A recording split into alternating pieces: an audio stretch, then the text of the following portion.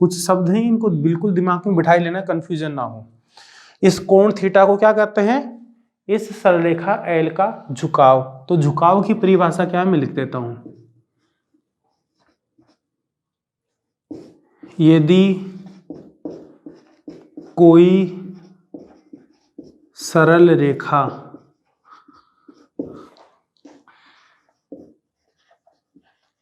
X x के साथ उसकी धनात्मक दिशा, उसकी धनात्मक दिशा में थीटा कोण बना रही है तो कोण थीटा उस सरल रेखा का झुकाव, इसको बोलेंगे inclination of A line, inclination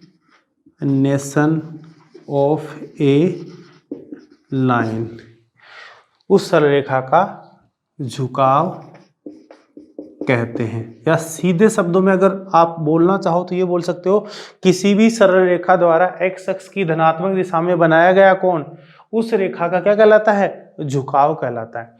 तो देखो, यदि कोई सरल रेखा एक्स अक्ष के साथ उसकी, किसकी? एक्स अक्ष की धनात्मक दिशा से थीटा कोण बना रही है तो कोण थीटा को क्या कहेंगे? उस सरल रेखा का झुकाव कहते हैं। अब अगर इस झुकाव की स्पर्श ज्या ले लूं, मैं टेन लगा दूं उसके साथ, मतलब टेन थीटा बना दूं, तो टेन थीटा क्या हो जाएगा? इस सरल रेखा का ढाल, या दूसरा शब्द क्या बोल सकता हूं ढाल के लिए? मैं परवणता शब्द बोल सकता हूं। इसी में देखो एक पॉइंट और है, ये जो थीटा है झुकाव, उसका मान कहां से कहां तक हो सकता है बेटा? न्यूनतम कितना हो सकता है? अगर ये सरल रेखा एक्स अक्ष पे संपाती हो जाए, मतलब एक्स अक्ष ही बन जाए एक तरह से देखा जाए, या एक्स अक्ष के समांतर कोई रेखा बन जाए, तो उस स्थिति में एक्स अक्ष की धनात्मक दिशा से कोण कितना बनेगा? खुद के साथ 0 डिग्री का कोण बनाएगी, तो झुकाव 0 डिग्री हो जाएगा। फिर कोण का मान बढ़ता जाएगा, बढ़ता लंबवत हो जाएगी तो 90 डिग्री, उसके बाद में बढ़ेगा तो अधिक कोण होगा, और जब ये फिर से एक रोटेशन के बाद में एक्स अक्ष के संपाती हो जाएगी तो उस समय थीटा कितना बन जाएगा? अब कुछ बच्चे कहेंगे सर 180 डिग्री, नहीं 180 डिग्री नहीं बनेगा, फिर से कितना बन जाएगा? 0 डिग्री ही बन जाएगा, क्योंकि क्या होगी? वो फिर से एक्स अक्ष के साथ संपाती हो गई है, कोइंसाइड कर लिया। तो ध्यान रखना, जो थीटा है, थीटा का मान कहां से कहां तक होता है? 0 डिग्री के बराबर या उससे बड़ा, लेकिन 180 डिग्री से छोटा। तो जो झुकाव है कोई भी सरल रेखा, उसका झुकाव कितना हो सकता है? 0 डिग्री के बराबर या उससे ज्यादा, और 180 डिग्री से कम। 180 डिग्री क्यों नहीं ले रहे हैं? क्योंकि 0 डिग्री और 180 डिग्री एक ही बात है एक तरह से देखा जाए तो। इसके लिए क्यों? 0 डिग्री का कोण कब बनेगा? जब ये एक्स अक्ष के साथ संपाती हो जाएगी। 180 भी कब बनेगा? जब एक्स अक्ष के साथ संपाती हो जाएगी, तो पूरा कोण 180। तो उस परिस्थिति में 180 ना लेके क्या लेंगे? 0 डिग्री लेंगे अपन, प्रारंभिक जो कंडीशन थी। तो ये हो गई झुकाव से संबंधित बात। अब देखो ढाल या परवणता की। यदि किसी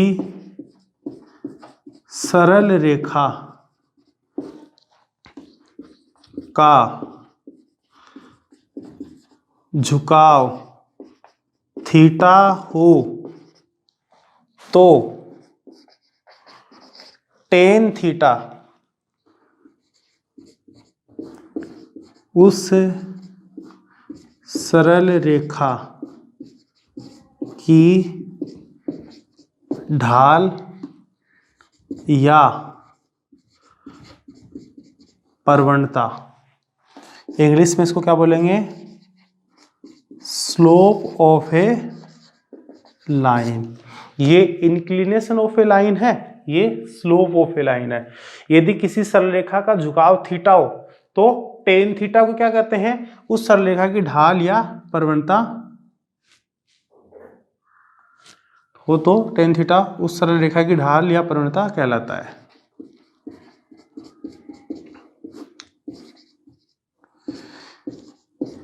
इसे एम से प्रदर्शित करते हैं, इसे एम से प्रदर्शित करते हैं। तो इसका मतलब एम बराबर क्या हो गया, टेन थीटा। बेटा ये फिक्स है नोटेशन, प्रतीक जो है ये पहले से डिसाइडेड है, बिल्कुल फिक्स है कि जो प्रवणता होती है किसी भी सरल रेखा की ढाल या प्रवणता, उसको हमेशा किससे लिखेंगे अपन, एम से लिखेंगे। बार बार काम में आएगा, पूरे चैप्टर में काम में आएगा। तो एम बराबर क्या होगा, टेन थीटा। तो फटाफट वापस सुन लो, अगर कोई सरल रेखा एक्स एक्स की धनात्मक दिशा में थीटा कोण बना रही है तो वो थीटा क्या कहलाएगा, झुकाव। और अगर इसी के टेन लगा दूं, टेन थीटा का जो मान होता है वो सरल रेखा क्या कहलाएगा, ढाल या प्रवणता कहलाता है। तो एम बराबर क्या हो जाएगा, टेन थीटा। अब कई जगह कुछ बुकों में क्या दिया रहता है, ढाल, प्रवणता और झुकाव, इन तीनों को एक ही बात बोल रखी होती है। एक बात नहीं बेटा, ध्यान से समझ लेना। यहाँ पे फिजिक्स में कई बार बच्चों को कंफ्यूजन रहता है, मैंने देखा भी था एक जगह कहीं पे किसी बुक में दिया हुआ था कि ढाल, प्रवणता, झुकाव सब एक ही होते हैं। एक नहीं होते, झुकाव थीटा है, ढाल और प्रवणता दोनों एक ही बात है। एम बराबर टेन थीटा। अब अपन विचार करते हैं एम के लिए कि एम का मान क्या क्या हो सकता है। देखो अगर थीटा में जीरो, देखो यहाँ पे थीटा का मान 0 डिग्री से 180 तक लेना, जिसमें जीरो तो शामिल है, 180 शामिल नहीं है। तो अपन जीरो से चलते हैं, एक बार स्टार्ट करते हैं। अगर मैं थीटा सबसे पहले 0 डिग्री ले लूं, मतलब ऐसी रेखा ले रहा हूं जो या तो एक्स एक्स के संपाती है या एक्स एक्स के समांतर है। समांतर होगी तभी भी क्या हो जाएगी, देखो दो समांतर रेखाओं के जो, अब ये अगर दो समांतर रेखाएं हैं तो ये एक कौन से कोण बनेंगे, संगत कोण बनेंगे। तो इन संगत कोणों का मान क्या होगा, समान हो जाएगा। ये शीर्षाभिमुख कोण है, ये एकांतर कोण है, ये संगत कोण है। संगत कोणों के मान समान होंगे। तो ये अपनी एक्स एक्स है, मान लो एक रेखा इसके संपाती है, दूसरी में इसके समांतर रेखा ले रहा हूं। तो अगर कोई सरल रेखा यहाँ पे एक्स एक्स के साथ 0 डिग्री बना रही है तो उसके समांतर रेखा में भी क्या बनाएगी, वो 0 डिग्री का कोण ही बनाएगी। संगत कोण समान होते हैं। अगर जैसे मान लो ये कोई सरल रेखा है जो यहाँ पे अगर थीटा डिग्री बना रही है तो ये भी तो थीटा ही होता ना। तो यहां से ये कंसेप्ट आपको दिमाग में बिठा लेना है, कोरस्पॉन्डिंग एंगल्स बोलते हैं इनको इंग्लिश में। तो देखो अब एम के मान के बारे में बात करते हैं। पहली स्थिति, जब कोई सरल रेखा एक्स एक्स के संपाती या इसके समांतर है तो उस समय उस सरल रेखा का झुकाव, अब झुकाव क्या है, एक्स एक्स की धनात्मक दिशा में बनाया गया कौन, अब एक्स एक्स के संपाती है तो खुद खुद के साथ में क्या बनेगा, 0 डिग्री कौन, थीटा बनेगा 0। और टेन 0 डिग्री का मान कितना हो जाएगा, 0 हो जाएगा। तो एम का मान क्या हो जाएगा, 0 हो जाएगा। कब, जब कोई सरल रेखा एक्स एक्स के संपाती है या उसके समांतर है, किसके, एक्स एक्स के। उसके बाद में अगर थीटा का मान 0 से बड़ा ले रहा हूं और 90 डिग्री से कम ले रहा हूं, प्रथम चतुर्थांश में ले रहा हूं, तो प्रथम चतुर्थांश में टेन का मान धनात्मक, तो m कैसा हो जाएगा, धनात्मक मान मिलेगा। फिर अगर मैं थीटा 90 डिग्री कर दूं, मतलब जो सरल रेखा है वो क्या है, या तो y एक्स के संपाती है या y एक्स के समांतर है, तो उस परिस्थिति में x एक्स की धनात्मक दिशा से कोण कितना बन जाएगा, 90 डिग्री का। और टेन 90 डिग्री का मान क्या होता है, अपरिभाषित, मतलब उस सरल रेखा की जो ढाल या प्रवणता है वो क्या हो जाएगी, अपरिभाषित। और अगर थीटा का मान में 90 डिग्री से ज्यादा 180 डिग्री से कम लूं तो थीटा कहाँ आ गया, दूसरे चतुर्थांश में, दूसरे में टेन का मान ऋणात्मक, तो m क्या हो जाएगा, ऋणात्मक। तो m का मान 0 भी हो सकता है, ऋणात्मक भी हो सकता है, धनात्मक भी हो सकता है, अपरिभाषित भी हो सकता है।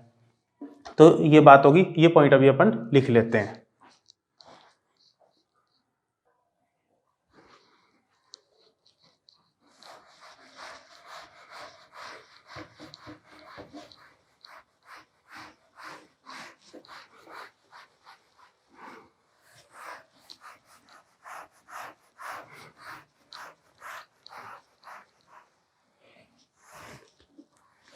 हाँ बेटा मैं कुछ पॉइंट लिख रहा हूँ यहाँ पे, वो समझते जाना। समझा तो मैंने दिया है, एक बार फिर देख लेना।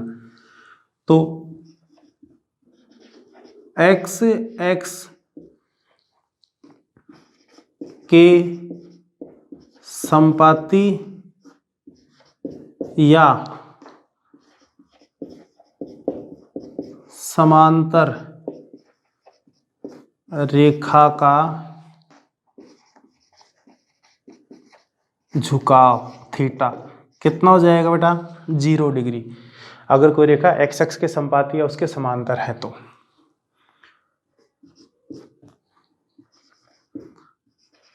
एक्स एक्स के संपाती या समांतर रेखा की प्रवणता या ढाल m बराबर कितना हो जाएगा tan 0 डिग्री बराबर 0। तो दिस इंप्लाइज m बराबर 0। तो ये दिमाग में बिठा लेना, एक्स एक्स की प्रवणता क्या होती है बेटा, एक्स एक्स की प्रवणता 0 होती है, शून्य होती है, और उसके समांतर रेखा की प्रवणता भी कितनी होगी, शून्य होगी। अभी आपको बताऊंगा नेक्स्ट पॉइंट कि अगर दो रेखाएं समांतर हैं तो प्रवणताओं में क्या संबंध होता है, लंबवत है तो। अभी फिलहाल दिमाग में रख लो कि दो समांतर रेखाओं की प्रवणता हमेशा क्या होती है, समान। तो जो प्रवणता एक्स एक्स की होगी वही क्या हो जाएगी, एक्स एक्स के समांतर रेखा की प्रवणता हो जाएगी। तो एक्स एक्स की प्रवणता कितनी 0, तो उसके समांतर रेखा की, तो इसीलिए दोनों एक साथ लिख दिया कि एक्स एक्स के संपाती हो या एक्स एक्स के समांतर हो, दोनों रेखाओं की जो प्रवणता है ढाल है वो कितनी हो जाएगी, 0 हो जाएगी। अब वाई एक्स की बारी, वाई एक्स के संपाती या समांतर रेखा का झुकाव कितना होता है बेटा 90 डिग्री। क्यों, वाई एक्स एक्स एक्स के लंबवत होती है, तो ये कोण कितने का बनेगा 90 डिग्री का। थीटा से लिखते हैं अपन, झुकाव थीटा बराबर 90 डिग्री। तो यहां से क्या आ जाएगा, वाई एक्स के संपाती या समांतर रेखा की प्रवणता या ढाल क्या हो जाएगा बेटा, ढाल m बराबर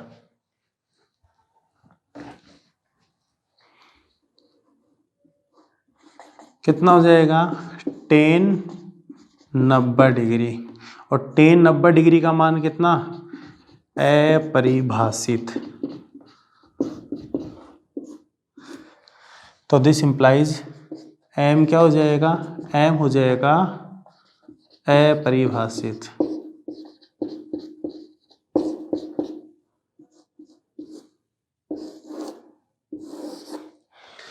तो एक्स एक्स की या एक्स एक्स के समांतर रेखा की प्रवणता कितनी 0, वाई एक्स की या वाई एक्स के समांतर रेखा की प्रवणता कितनी होती है बेटा, अपरिभाषित होती है। तो ये एक्स एक्स और वाई एक्स से संबंधित जो रेखा है उनका झुकाव और प्रवणता के बारे में बात हो गई।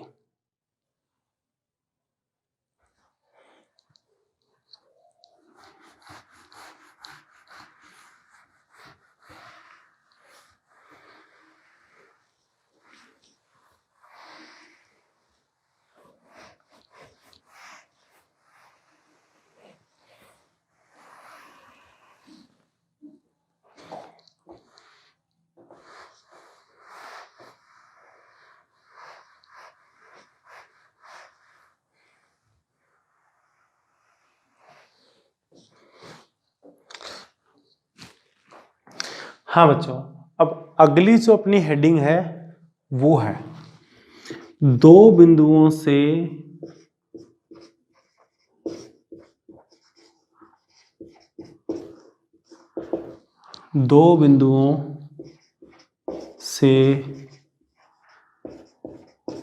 गुजरने वाली रेखा की ढाल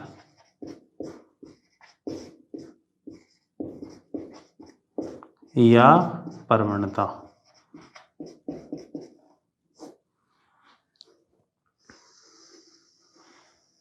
अगर अपने को दो बिंदु दे दिए और बोल दिए कि इन दो बिंदुओं से गुजरने वाली रेखा के क्या करो, एक तो समीकरण निकालना सीखेंगे, वो तो बाद ही की बात है।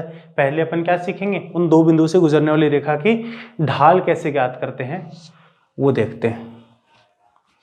तो अब देखो बेटा, इसमें सबसे पहले तो मैं बिंदु मान लेता हूं, माना दो बिंदु ए x1, y1 तथा b x2, y2 है। अब देखो इसमें दो स्थितियां ले रहा हूं मैं। पहली स्थिति,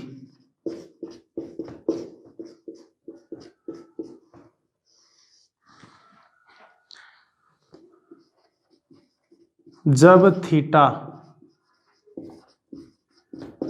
न्यून कोण हो, क्योंकि देखो एक्स अक्ष के समांतर होगी या लंबवत होगी तब तो सोचने की जरूरत ही नहीं है, डायरेक्ट ही पता है एक्स अक्ष के समांतर रेखा की प्रवणता क्या हो जाएगी, 0, लंबवत रेखा की प्रवणता अपरिभाषित।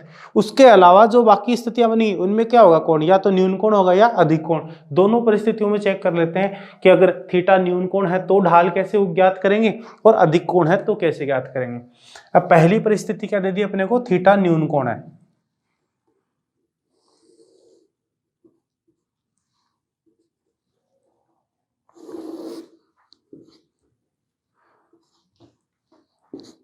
X O X dash, Y O Y dash.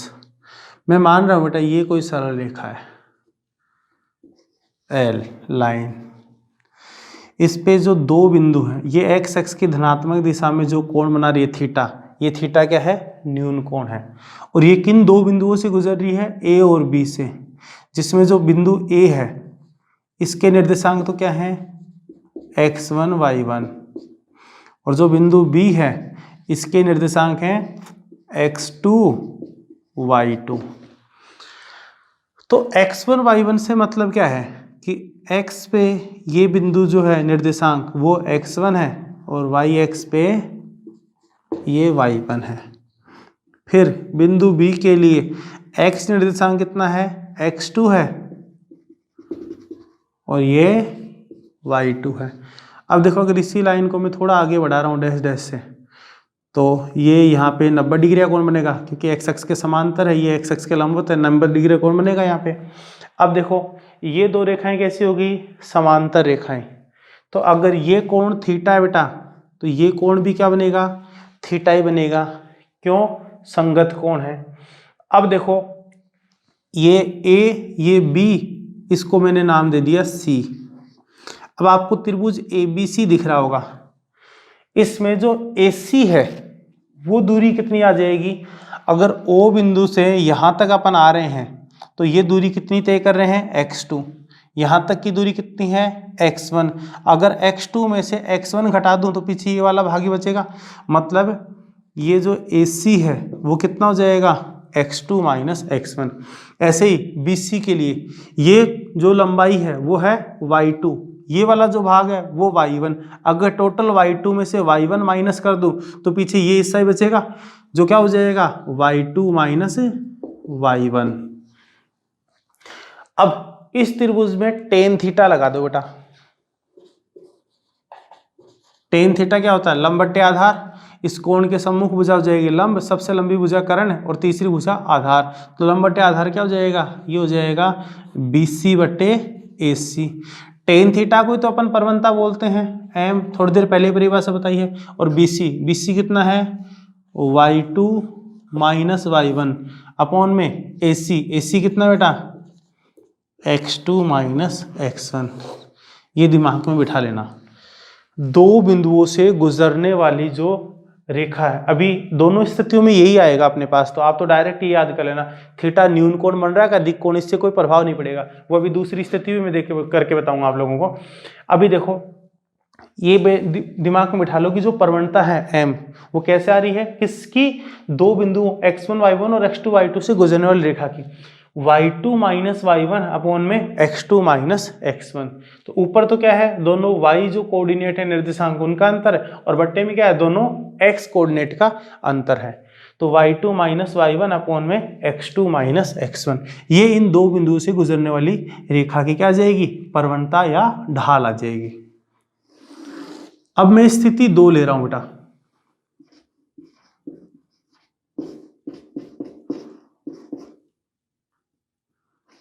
स्थिति सेकंड, इसमें क्या ले रहा हूं मैं, जब थीटा अधिक कोण हो। ठीक है, देखते हैं जब थीटा अधिक कोण है तब क्या परिस्थिति उत्पन्न हो रही है।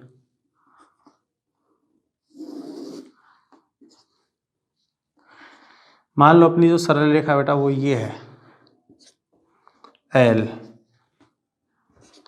एक्स एक्स की धनात्मक दिशा से कोण बना रही है थीटा, तो ये अधिक कोण ही हुआ, 90 डिग्री से ज्यादा का बन रहा है, और ये 180 डिग्री का कोण बनेगा, तो ये जो बच गया पीछे कोण ये कितने का आएगा, 180 डिग्री माइनस थीटा का।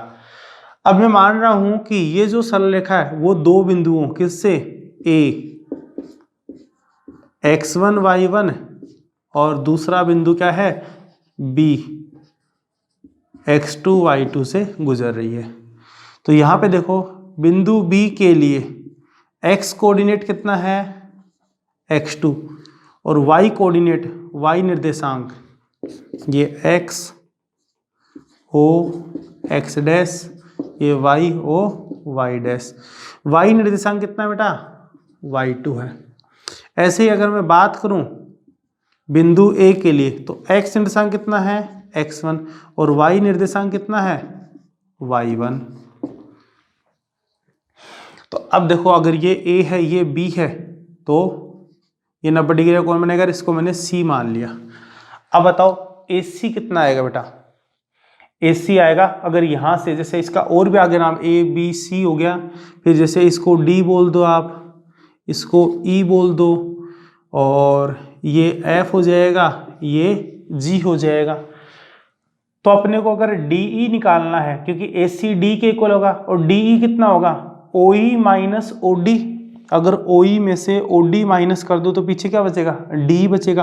तो OE कितना है x1, यहाँ से मूल बिंदु से बिंदु जो E है उस तक की दूरी कितनी है x1, OD कितना है x2, तो कितना आ जाएगा x1 माइनस x2।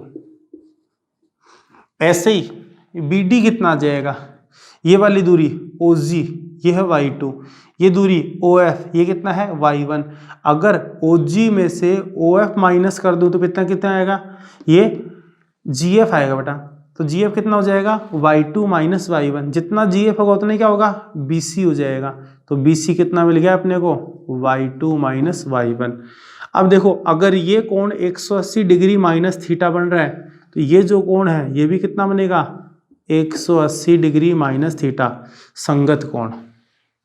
ये दोनों रेखाएं समांतर हैं, ये तिर्यक रेखा है तो ये क्या बन गया संगत कोण बन गया। अब इस त्रिभुज में कौन सा त्रिभुज ABC, इस त्रिभुज ABC में क्या करो टेन ले लो आप। तो टेन कोण इस समय कितना है यहाँ पे 180 डिग्री माइनस थीटा। तो टेन जैसे मान लो अल्फा ही एक तरह से, तो टेन अल्फा क्या होता है लंब बट्टे आधार। इस कोण के लिए लंब कितना है BC, आधार कितना है AC।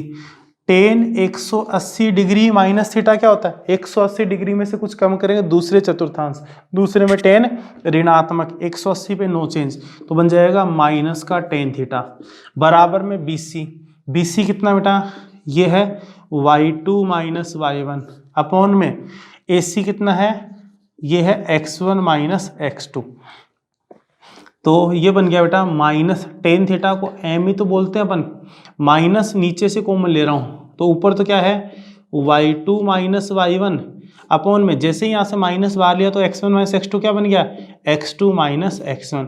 माइनस से बेटा माइनस भी कैंसिल हो गया, तो इसका मतलब m क्या आ गया यहाँ पे m आ गया y2 माइनस y1 अपॉन में x2 माइनस x1। तो ये क्या हो गया दो स्थितियां हैं, दोनों में देख लो, y2 minus y1 upon x2 minus x1, यहाँ भी क्या आ रहा है y2 माइनस y1 अपॉन में x2 माइनस x1।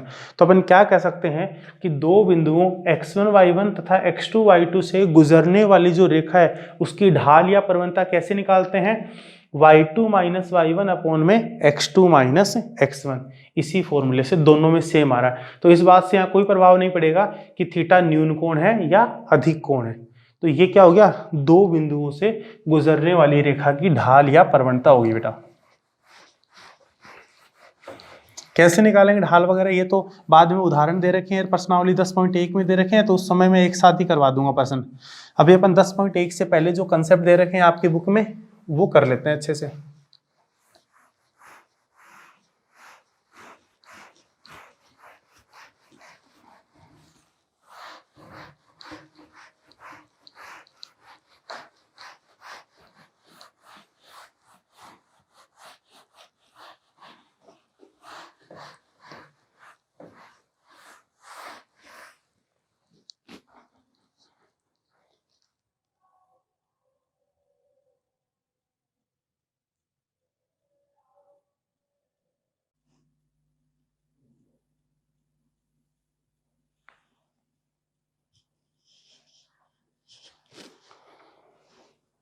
हाँ बच्चों, अगली हेडिंग है अपनी दो रेखाओं के समांतर और परस्पर लंब होने का प्रतिबंध। तो इसमें सबसे पहले पहली स्थिति देख लेते हैं, अगर दो रेखाएं समांतर हैं तो समांतर होने की क्या शर्त होगी।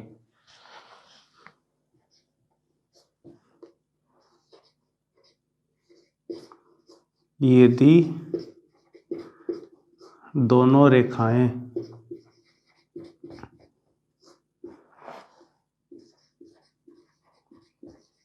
समांतर हों तो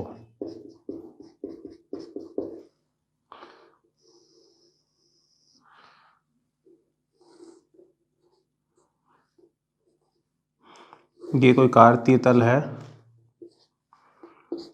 x O X dash Y O Y dash.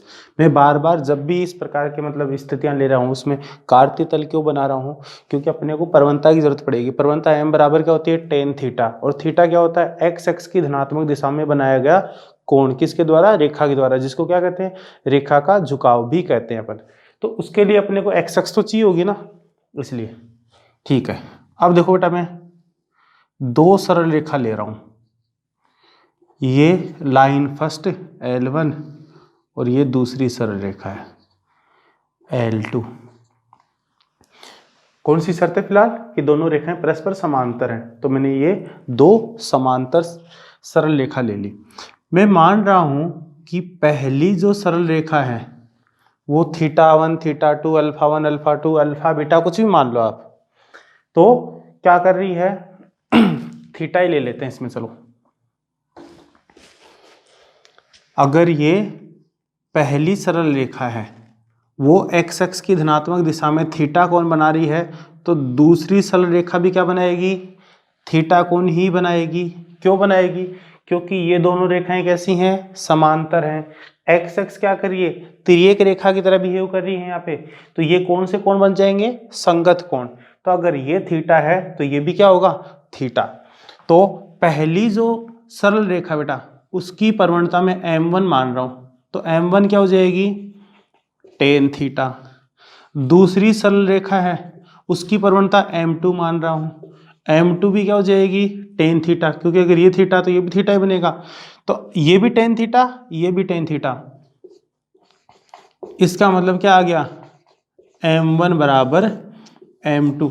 अलग अलग मानना चाहो तो आप पहले इसको θ1 मान लेना, इसको θ2, तो m1 हो जाएगा टेन θ1, m2 हो जाएगा टेन θ2। फिर क्या लिखेंगे, चूंकि दोनों रेखाएं परस्पर क्या हैं, समांतर हैं, तो ये संगत कोण बन गए, अतः θ1 बराबर θ2। तो टेन θ1 किसके बराबर हो जाएगा, टेन θ2 के। इसका मतलब m1 बराबर m2, ऐसे भी लिखना चाहो लिख सकते हो की बात है।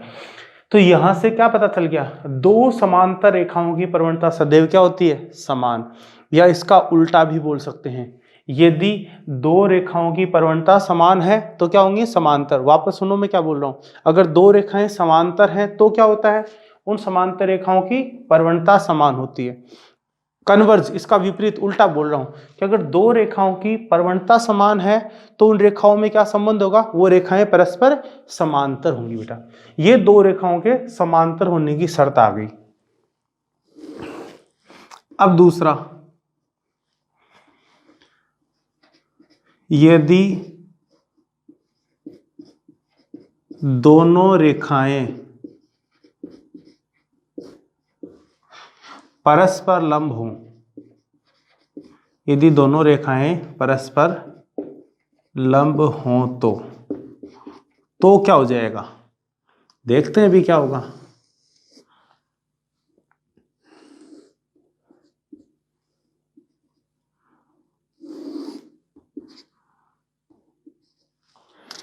ये पहली सरल रेखा ले रहा हूं, इसको तो बना देते हैं चलो।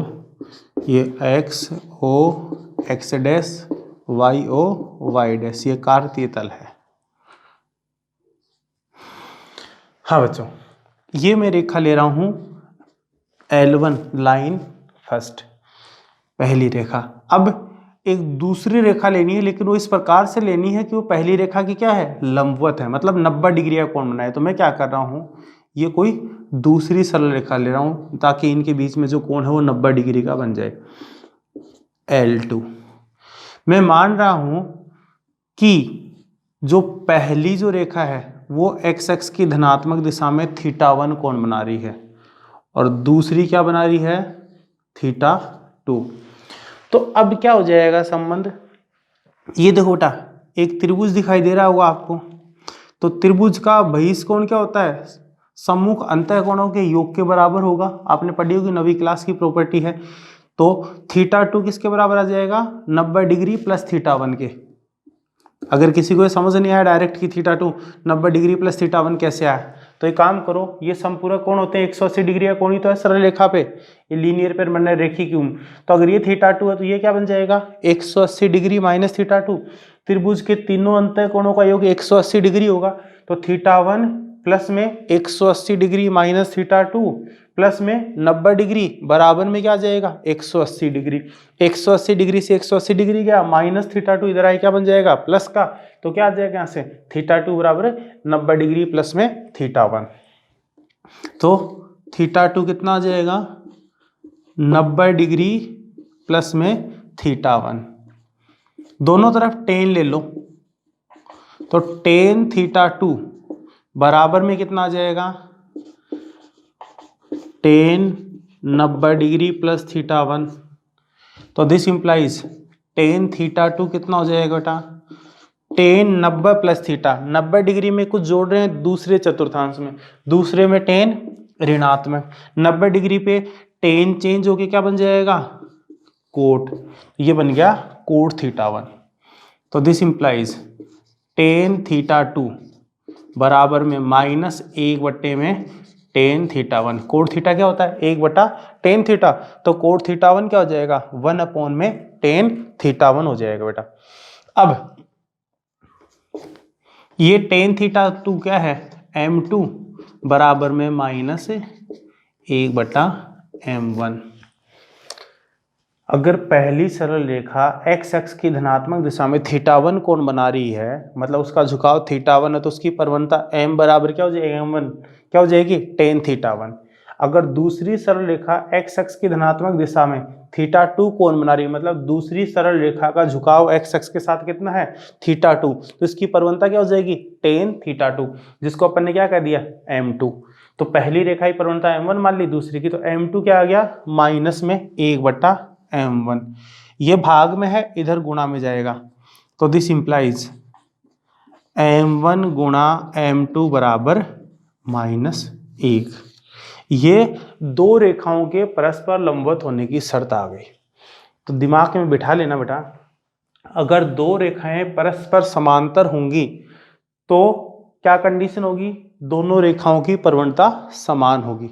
अगर दोनों रेखाएं परस्पर लंबवत होंगी तो क्या शर्त होगी, उन दोनों रेखाओं की परवणताओं का गुणनफल क्या आना चाहिए, -1 आना चाहिए।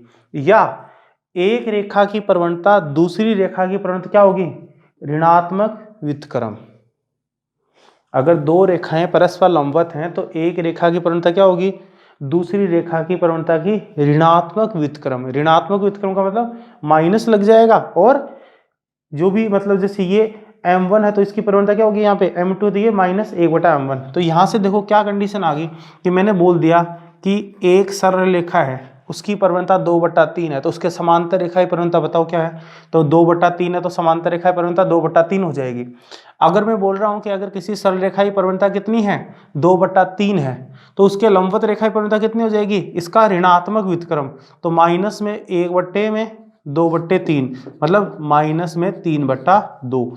ये डायरेक्टली याद रख लेना, बीच में जहां कहीं भी काम में आएगा एज ए रिजल्ट डायरेक्ट काम में लेंगे कि अगर एक रेखा की प्रवणता m दे रखी है तो उसके लंबवत रेखा की प्रवणता क्या हो जाएगी, माइनस में 1/m मतलब ऋणात्मक व्युत्क्रम।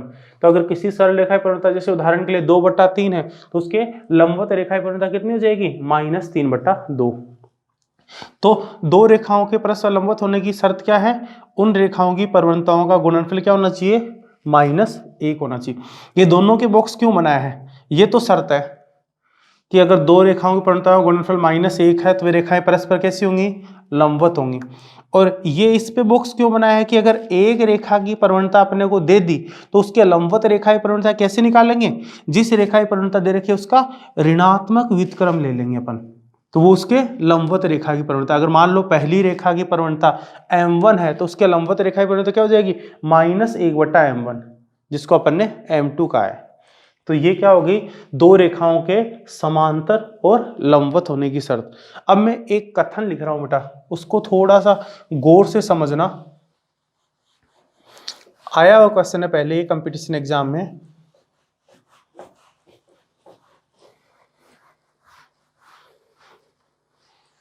इसी से संबंधित लिखूंगा अभी।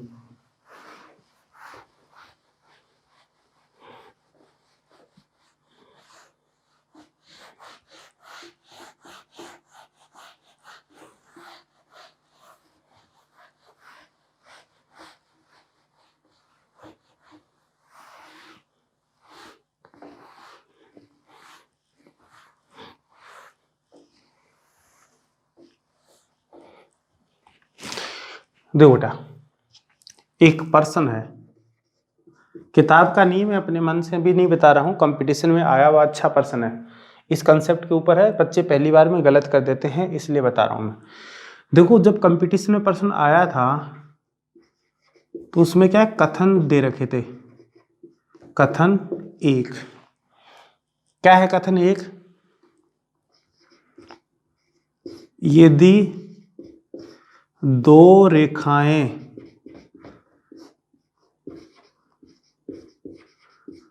परस्पर लंब हों तो उनकी प्रवणताओं का गुणनफल सदैव -1 होता है। ये पहला कथन है कि अगर दो रेखाएं परस्पर लंबवत होंगी तो उनकी प्रवणताओं का गुणनफल कितना होगा, सदैव -1 होगा। कथन 2, यदि दो रेखाओं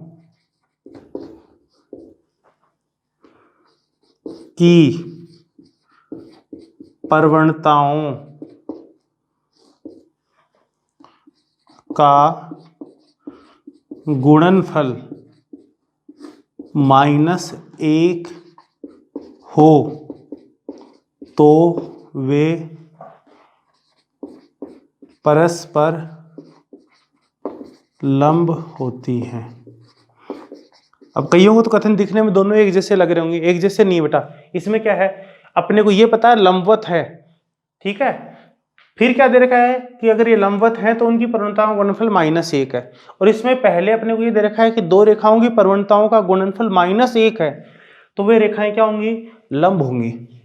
अब इसमें से 4 ऑप्शन थे, कथन 1 सत्य है, कथन 2 असत्य है।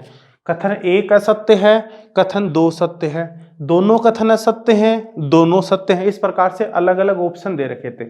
तो अब इसके बारे में विचार करो आप लोग कि कौन सा कथन सत्य है और कौन सा कथन असत्य है।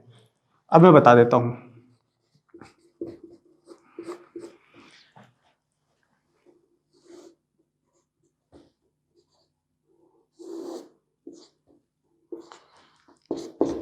X O X dash Y O Y dash. X X की प्रवणता मैंने क्या बताई थी बेटा आपको, m बराबर 0। क्यों? एक्स एक्स खुद के साथ में कोण कितना बनाती है, 0 डिग्री। मतलब एक्स एक्स का एक्स एक्स के साथ झुकाव कितना होता है, 0 डिग्री। तो इसकी प्रवणता m बराबर tan 0 डिग्री 0 आ जाएगी। वाई एक्स एक्स एक्स के लंबवत है, तो वाई एक्स का एक्स एक्स के सापेक्ष झुकाव कितना है, 90 डिग्री का। तो tan 90 डिग्री अपरिभाषित। तो वाई एक्स की जो प्रवणता है इसको मैं m1 बोल देता हूं और इसकी प्रवणता m2। ये क्या है, अपरिभाषित है।